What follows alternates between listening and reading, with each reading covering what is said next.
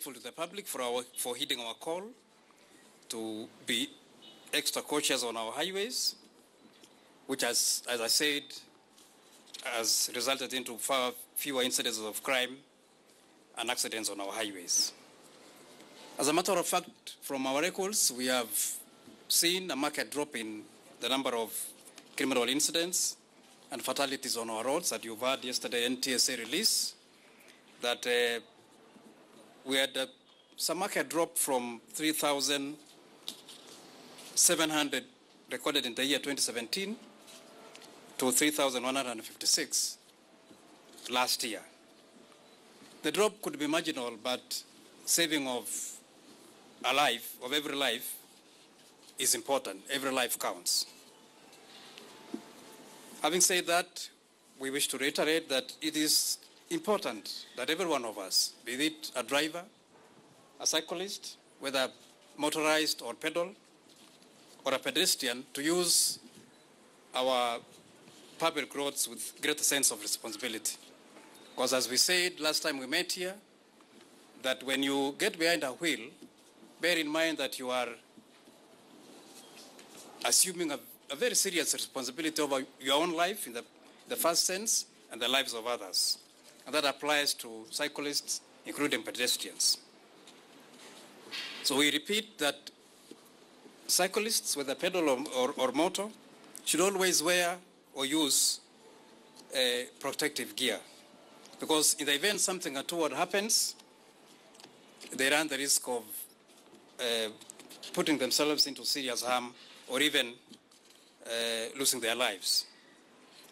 So protect yourself and wear the required gear and obey all the required traffic laws and regulations. For pedestrians, it's important. It might sound simplistic, but it's important because we know up to 40% of the fatalities that we record affect pedestrians. So it is important when using a public road to do that with responsibility and care, and exercising due care.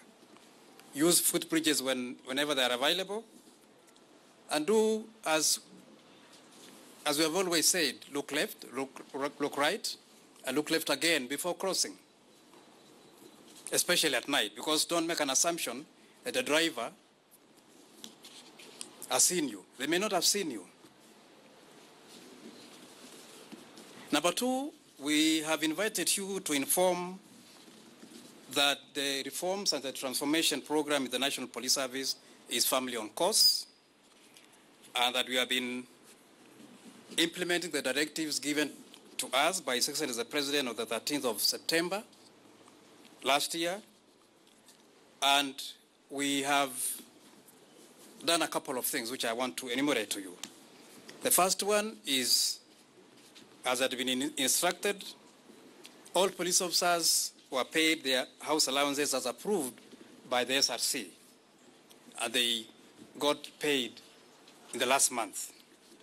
So we expect officers who will not get accommodation in government-owned police lines to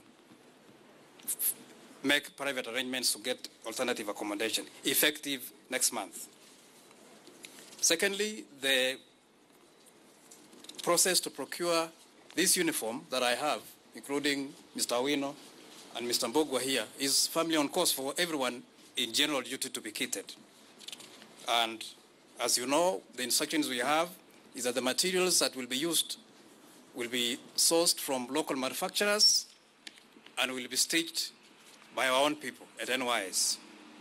The intention obviously is to stimulate the local textile industry as well as the entire value chain.